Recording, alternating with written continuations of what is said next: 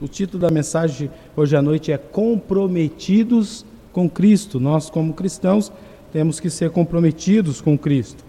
Então, falando em comprometimento, eu resolvi pesquisar algumas coisas e eu vi algumas citações interessantes. Uma delas, do jornal O Batista, do Lúcio Araújo, que diz que muitas pessoas entendem a igreja, a vida cristã, como a Arca de Noé. Somente quando a vida está um verdadeiro dilúvio e elas não enxergam mais saídas para seus problemas, é que se voltam para Deus e procuram a igreja. Quando o dilúvio acaba e cessam as tempestades da vida, quando Deus, pela sua imensa misericórdia e poder, cura, liberta e salva, saem da igreja e esquecem que Cristo é o nosso bem maior. Outra citação, essa é anônima. Parece que hoje há um supermercado de fé. Há quem ofereça religião como mercadoria mais barata, em promoção ou com descontos. Aí, entre parênteses, que seriam esses descontos? Essa promoção: religiões sem exigências e sem compromissos. Aí continua: há os que cobram caro demais, com exigências radicais. Então, temos aí vários níveis de supermercados da fé.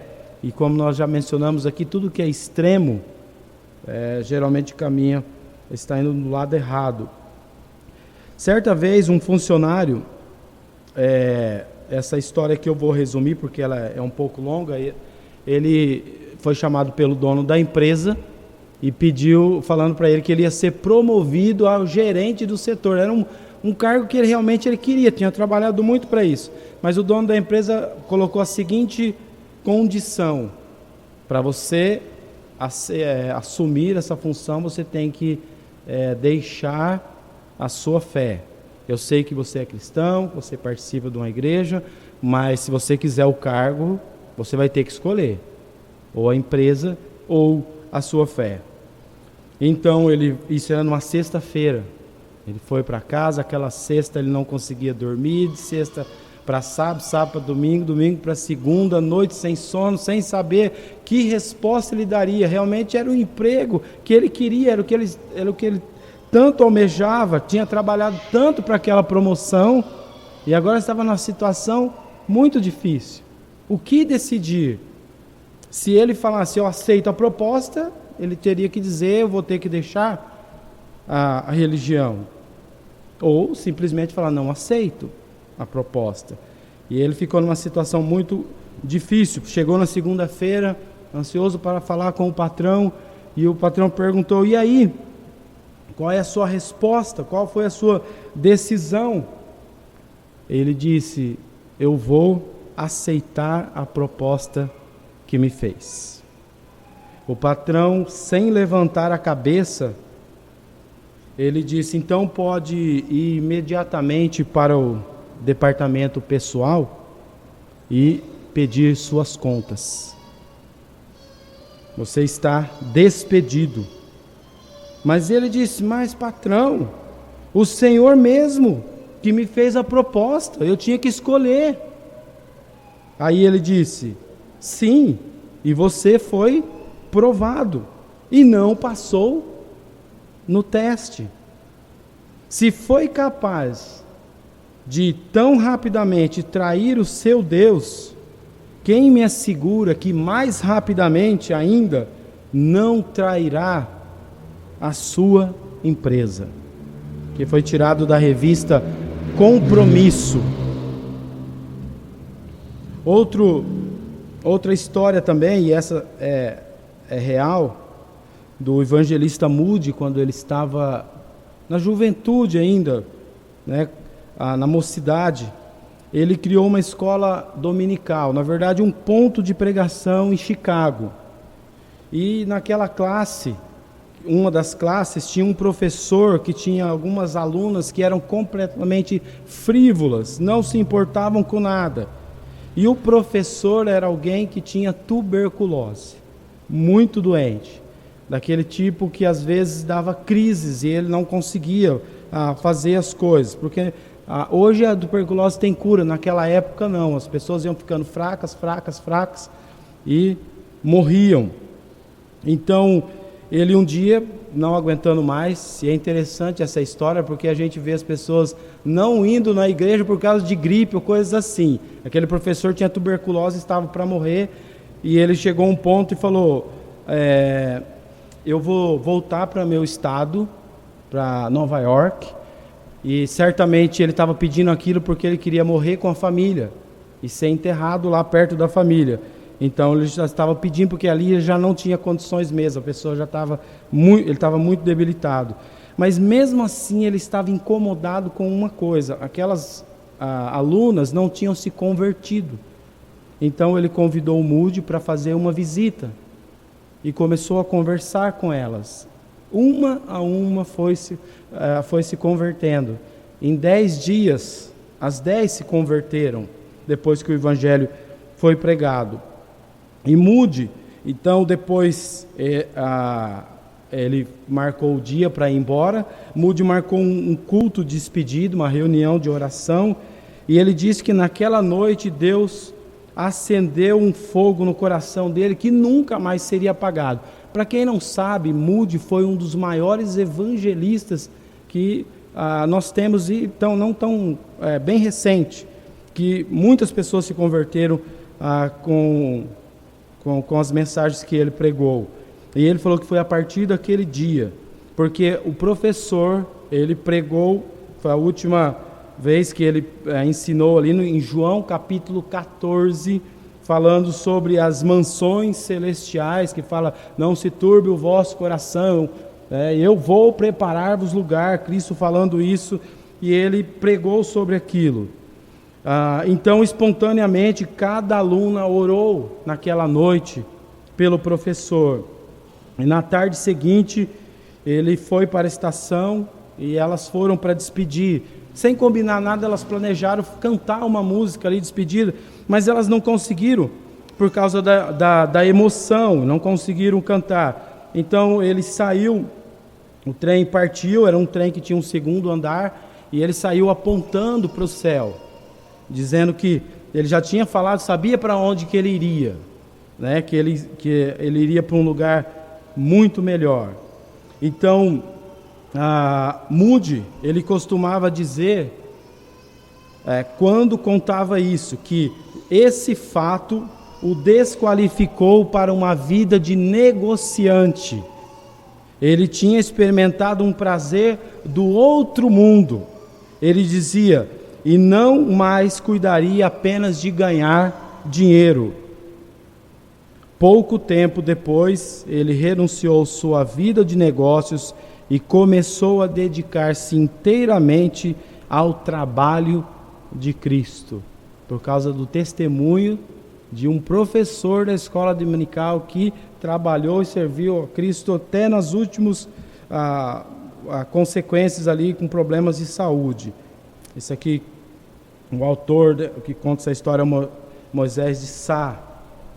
E mais um que diz, esse aqui é o autor desconhecido, o que precisamos é de membros de igreja comprometidos. Ouvi dizer de uma igreja que tem 3.000 membros.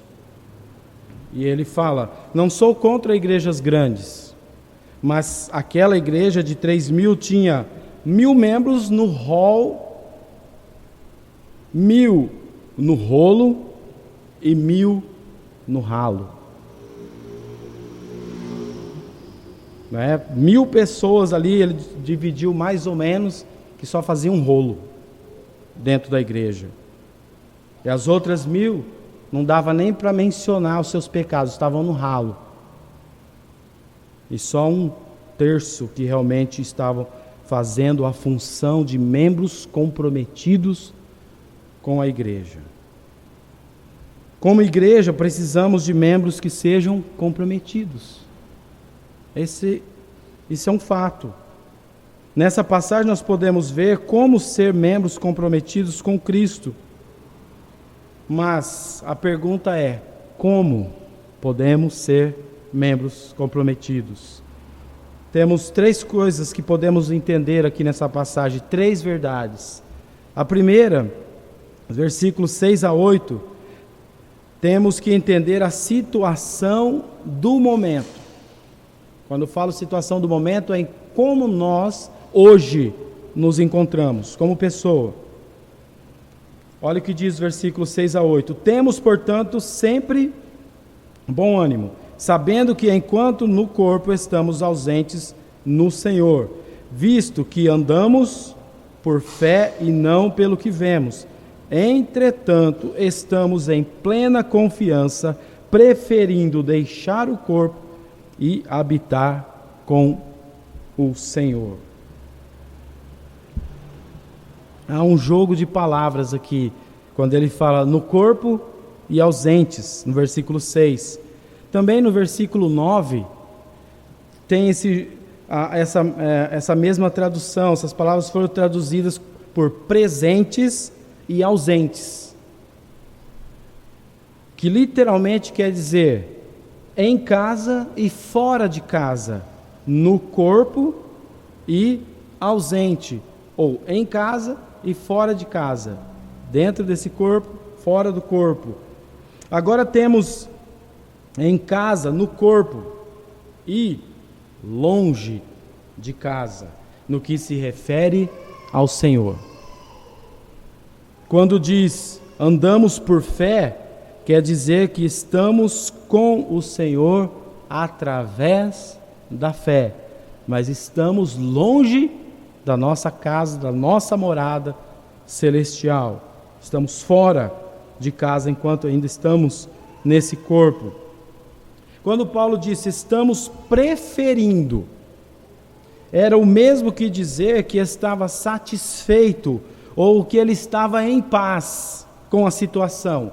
Por isso que eu estou falando aqui que a primeira verdade que temos que entender para sermos membros comprometidos é entender a situação do momento, nossa hoje. E nós estamos no corpo, estamos fora de casa. E no caso do apóstolo Paulo, uma situação aí de satisfação, em paz, tranquilo com a situação. A preferência era de estar presente, era de estar fora de casa. Ou melhor dizendo, junto com o Senhor, que seria fora do corpo, em casa com o Senhor. Em Filipenses, parece que ele diz ao contrário, dá a entender um pouco diferente do que ele está falando aqui. Ele escreveu o seguinte: ora, de um e outro lado estou constrangido, tendo desejo de partir e estar com Cristo, que é incomparavelmente melhor, mas por vossa causa é necessário permanecer na carne. Então, aqui ele fala plena confiança, preferindo deixar o corpo. Lá em Filipenses falando que era melhor ficar, mesmo que se ele partisse seria muito melhor. Então, juntando essas duas passagens, vemos aí um desejo em 3 diferentes níveis. E esse desejo pode se aplicar a nós, a situação nossa do momento. Aplicando para nós, podemos dizer que como membros comprometidos da igreja, é bom permanecer na carne e ajudar a igreja de Cristo. Isso é bom. É claro que partir é muito melhor, estar com o Senhor, mas enquanto estamos aqui ajudando a igreja de Cristo, isso é bom. Então esse é um dos desejos que nós temos que ter como cristãos. O segundo, então, é bom ficar vivo, ficar nesse corpo, é bom. É melhor morrer e estar com o Senhor, ainda que sem um corpo físico. É bom ficar vivo, melhor ainda é deixar esse corpo. Agora, será que tem uma coisa que é melhor do que morrer e ir para o céu? A terceira coisa, eu já até mencionei isso numa mensagem anterior, e é melhor ainda ser arrebatado e não passar pela morte. Isso o apóstolo Paulo fala no contexto anterior. Então nós, como crentes comprometidos, enquanto estamos vivos, nós queremos ficar aqui para poder ajudar a igreja de Cristo. Mas se por um acaso partirmos, seria uma coisa ótima. Melhor ainda ser arrebatado. Porque além de não passarmos pela morte, sabemos que depois de uns 7 anos, Deus vai colocar um fim em tudo isso que está acontecendo nesse mundo, tudo que está escrito no Apocalipse, é onde Deus vai resolver todas as questões desse mundo, vai chegar ao fim. Vamos chegar ao final da história e do plano de Deus para todas as coisas que Ele tem para nós como seres humanos. Então seria melhor ainda ser arrebatado. Então a primeira verdade, para sermos comprometidos, temos que entender a situação no momento.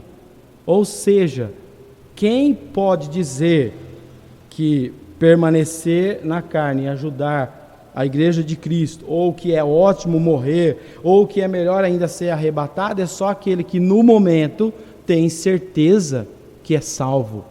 E que se morrer vai para o céu, que se Cristo voltar vai ser arrebatado, que vai para uma situação muito melhor. Então temos que analisar a nossa situação do momento. Essa é a primeira verdade para sermos comprometidos com a igreja. A segunda verdade, temos que entender a motivação do servir. Qual que é a motivação pela qual nós servimos?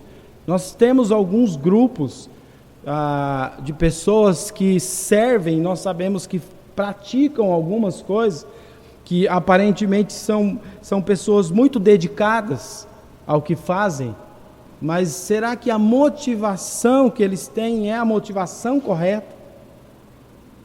Nós precisamos entender a motivação do servir, ou para servirmos ao Senhor. O versículo 9, acompanhe comigo. É por isso que também nos esforçamos, quer presentes, quer ausentes, para sermos agradáveis. A ideia aí de esforço para servir. Quando ele fala por isso, quer dizer por causa do fato de que um dia vestiremos um corpo incorruptível na ressurreição ou no arrebatamento para estar com o Senhor. E por essa razão, então, nós nos esforçamos. Olha a motivação, porque nós nos esforçamos para servir ao Senhor. Um dia esse corpo vai se tornar incorruptível, vai ser perfeito, não vai ter mais problemas. Pode ser que seja na ressurreição, vamos morrer, vamos para o céu, mas um dia o corpo vai ser glorificado. Pode ser no arrebatamento, seja como for. Existe motivo, existiria razão melhor do que essa para nos esforçarmos enquanto estamos nesse mundo? Literalmente temos o alvo ou o desejo de servir e agradar o nosso Deus. Eis a grande expressão do impulso motivador de todo crente e também de todo ministério local. Quando eu falo ministério local, estou falando da igreja local. Esse aqui seria a expressão de impulso motivador. Quer presentes, isso é, em casa, no corpo, ou ausente, isso longe de casa, fora do corpo, quer vivos ou arrebatados, quer mortos ou ressuscitados, quando o Senhor voltar para buscar os seus. O desejo ou o alvo de vida do cristão é o de lhe ser agradável. Não importa qual vai ser a forma como vamos estar com o Senhor, enquanto estamos aqui nesse mundo, esse deve ser o nosso desejo, de lhe ser agradável. E para ser agradável a Cristo, precisamos ser comprometidos com Ele. Então, ser agradável não sugere ser rejeitado por Cristo na sua volta, se quando ele voltar nós estivermos falho ou em pecado, como alguns acreditam e falam, não foi agradável ao Senhor, então não vai ser arrebatado, não vai ser salvo. Não é nesse sentido ser agradável para ser salvo, mas literalmente significa estar fazendo a vontade dele. Fazendo tudo o que lhe agrada é fazer a vontade dele. Então essa é a segunda verdade. Entender a motivação do serviço. Por que nós servimos? Por que nós queremos lhe ser agradáveis? Porque não importa a situação, como será, se vamos ser ressuscitados, se vamos ser arrebatados, como será que teremos uma nova casa, um novo corpo glorificado. O que importa é que sabemos que teremos, e isso é motivo para lhe sermos agradáveis.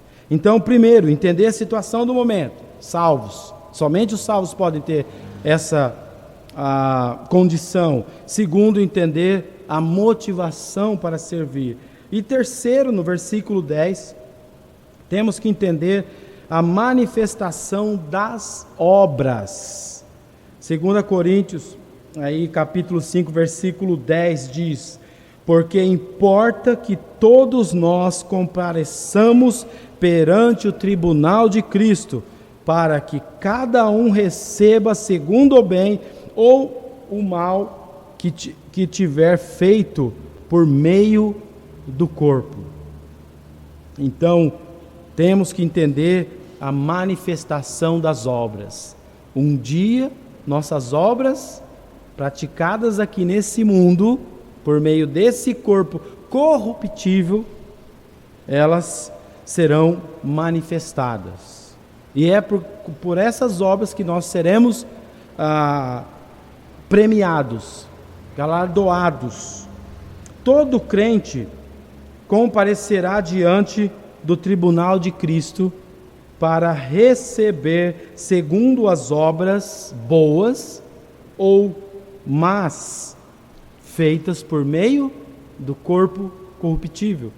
Porque o dia que tivermos o corpo glorificado, mesmo que estivermos reinando com Cristo aqui nesse mundo, tudo que nós servimos para Ele não vai servir, porque com um corpo glorificado perfeito, nós vamos de fato servir corretamente.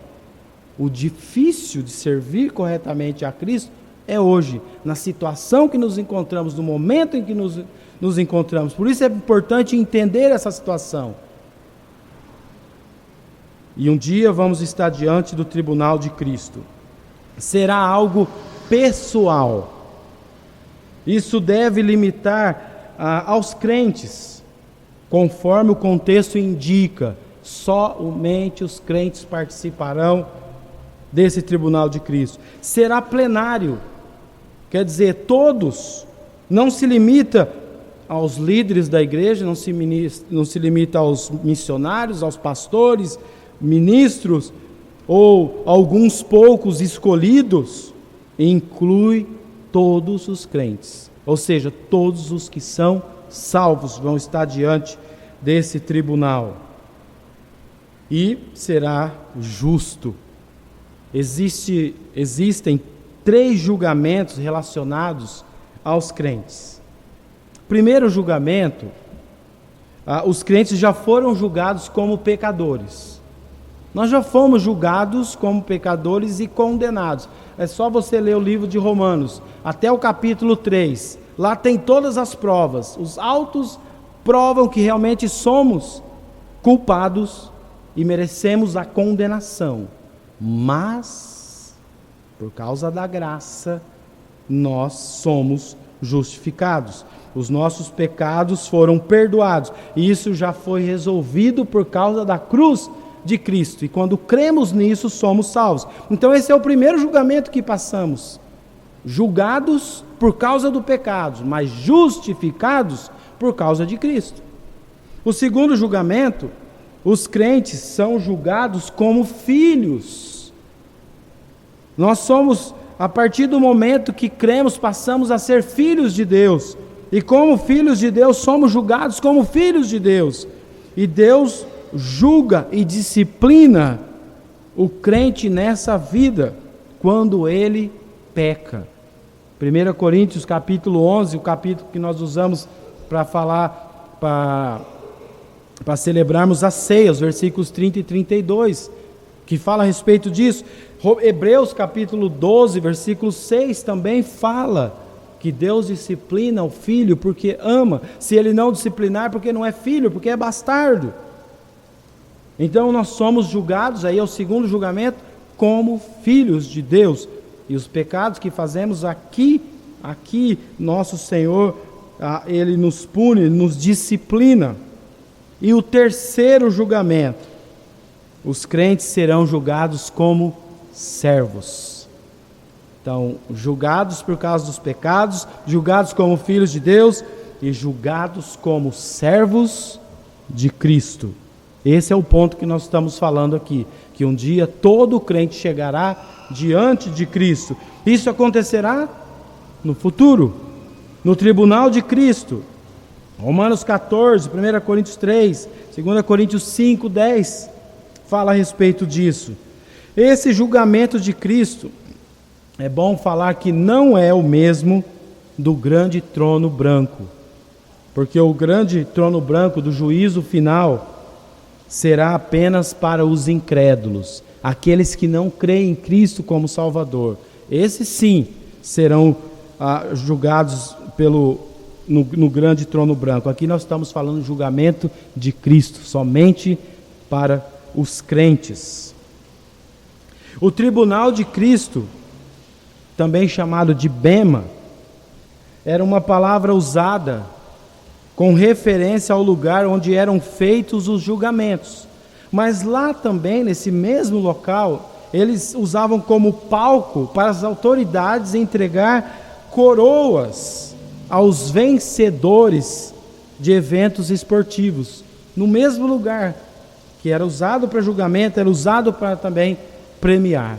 E quando ele está falando bema aqui, tribunal, nesse sentido aqui, é nessa segunda imagem, que as pessoas vão ser premiadas por aquilo que fazem.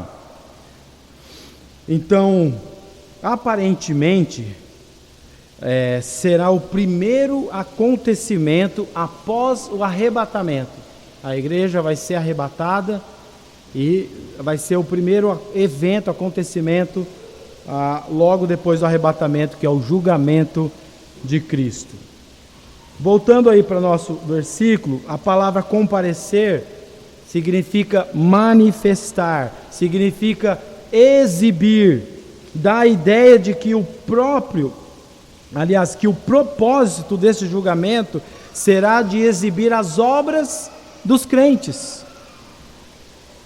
Como o professor que eu citei no começo, o professor tuberculoso, por exemplo, ali as obras dele vão ser apresentadas. As aulas que ele deu, o ensinamento que ele deu, o testemunho que ele deu, transformando a vida, por exemplo, de Moody, e que depois evangelizou muitas pessoas, e o testemunho dele até hoje ainda fala. São obras que vão ser julgadas. As obras serão examinadas e recompensadas, as pessoas serão premiadas de acordo com elas. Todos os atos realizados no corpo serão manifestados quanto ao seu valor eterno. Esse julgamento, ele vai incluir o exame dos crentes quanto às suas motivações, porque tem pessoas que trabalham, que servem ao Senhor, sim. Tem pessoas que evangelizam, que ensinam, que pregam, até mesmo como pastor que prega, assume uma igreja, mas qual é a motivação? Nós não temos como entender o coração das pessoas e saber qual é o motivo que ela faz tal coisa. Mas nesse momento aqui, vai incluir o exame das motivações. Tudo vai estar incluso. A obra pode ser maravilhosa, mas talvez foi feito com a motivação errada. Se a ideia era receber prêmios, elogios de pessoas, já vai ter ganho o seu prêmio aqui na terra. Então até a motivação vai fazer parte do julgamento. O crente literalmente obter o que merece, segundo o bem ou o mal que tiver feito por meio do corpo. As recompensas pelo bem incluem as coroas. Na liturgia nós vimos algumas coisas, foi muito bem explicado ali sobre as coroas. E eu vou mencionar mais um pouco, apenas 5, resumidamente. A coroa incorruptível será um dos prêmios que os crentes receberão nesse dia de julgamento. Ela é prometida àqueles que são vitoriosos e venceram a corrida sem se desqualificarem. Essa é a coroa incorruptível. Ou seja, durante a caminhada cristã, não teve coisas que o desqualificaram. Como, por exemplo, vamos pegar um pastor que teve toda a vida, teve um ministério, nós sabemos que isso já aconteceu, e no final cometeu adultério. Foi desqualificado. Aí essa pessoa não vai receber a coroa incorruptível, porque no meio da sua caminhada falhou, e o Senhor sabe, e no dia Ele vai mostrar isso, e a pessoa não vai receber a coroa da justiça para aqueles que amam a vinda de Jesus. Tem pessoas que nem se importam, tem crente que nem todos os dias estão levando sua vida, nem pensa que Cristo pode voltar a qualquer instante. Fazem qualquer coisa durante o dia, nem se importando que podem ser arrebatados num momento de pecado ou fazendo alguma coisa totalmente errada. Não se importam com isso. Mas aqueles que amam a vinda de Cristo vivem como se pudesse ser arrebatado a qualquer instante. E esses vão receber a coroa da justiça. Tem a coroa da alegria para aqueles que ganham almas para o Senhor. Tem crentes que nunca ganhou uma alma para o Senhor. Talvez indicou alguém para alguém evangelizar, mas ele mesmo ir lá e falar o evangelho e ganhar uma alma para o Senhor, nunca ganhou. Não vai ganhar a coroa da alegria.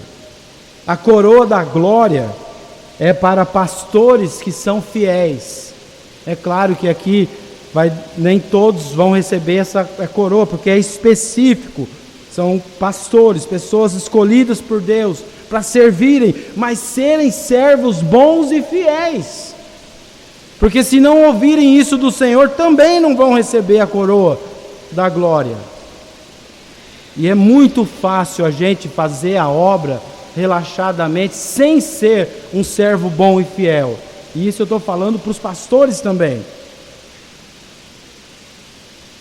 E finalmente a coroa da vida para aqueles que forem perseguidos. Provavelmente nós aqui não vamos receber essa coroa, porque nós não somos perseguidos. Nós nem sabemos o que é ser perseguido. Existem cristãos nos nossos dias que são perseguidos porque são cristãos. E quando insistem, são presos, são torturados, são assassinados, são decapitados. Esses sim vão receber a coroa da vida. Nós não. Eu sei que muitos, na situação que encontra a igreja brasileira, se tivesse um mínimo de perseguição, se tivesse alguma ameaça, a qualquer momento pode entrar pessoas na igreja com metralhadoras ameaçando os crentes que estão lá. Muitos iam falar, acho que é bom não ir, acho que eu não vou no culto hoje não, porque vai que aparece um doido lá. Provavelmente muitos não viriam, porque faltam por muito menos. Imagina se soubesse que seriam perseguidos ou ameaçados. E voltando ao versículo, falando a palavra mal, ela não é uma palavra muito comum. Ela não se refere ao mal ético ou moral. Antes da ideia de inútil. Refere-se às obras de aquele tipo de obra que não tem valor.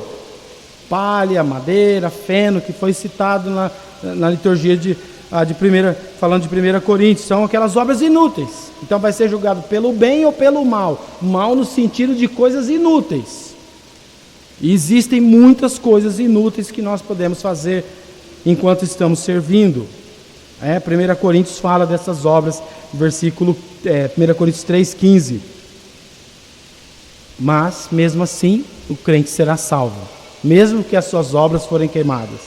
Há passagens bíblicas que dão a ideia de que o crente deve ficar alerta e ser diligente para receber toda a recompensa possível do Senhor. 1 João capítulo 2, versículo 22, 2 João, Apocalipse capítulo 3, dá a entender que nós devemos estar atentos, alerta e procurar receber todas as recompensas possíveis.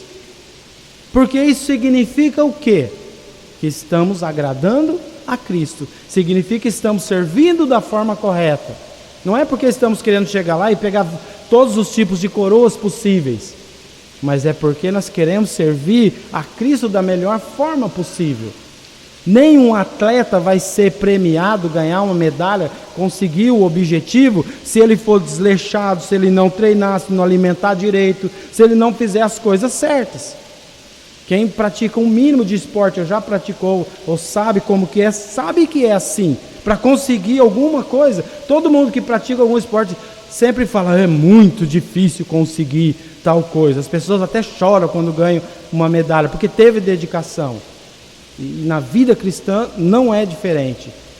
Não vamos ser premiados pelo nosso Senhor se não nos dedicarmos como servos dele.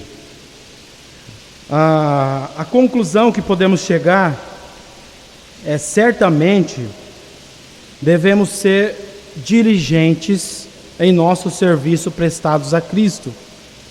Todos nós devemos desejar uma recompensa plena. Será que isso indica que vai haver tristeza ou arrependimento em relação a esse julgamento que Cristo um dia fará? Provavelmente não. Existem advertências, mas em nosso estado glorificado estaremos tão felizes em receber o que merecemos. Não importa o que recebemos, imagina, por isso que eu falei, a motivação maior é o fato de saber que um dia vamos ter um corpo glorificado. Imagina lá no julgamento com um corpo glorificado, sabemos que fomos livres da condenação eterna no inferno, qualquer coisa que recebemos nós vamos estar felizes. Então não vai haver a tristeza. Estaremos felizes na expectativa de realizar os propósitos futuros de um Deus justo que tudo já determinou. Mas tudo isso, todas essas coisas que nós estamos vendo que vai acontecer no futuro, depende muito do que nós fazemos hoje. Então, 3 verdades. Primeiro temos que entender a situação do momento. Como que você está? Você tem certeza que vai para o céu, se Cristo voltar hoje, ou se a morte vir, será algo bom, incomparavelmente melhor do que a tua vida aqui nesse mundo? Segundo, tem que entender a motivação do servir, por que você serve. O que mais importa é agradar aquele que nos salvou. E terceiro, temos que entender a manifestação das obras. Um dia seremos recompensados pelo que fazemos nesse mundo, com esse corpo que nós temos no momento.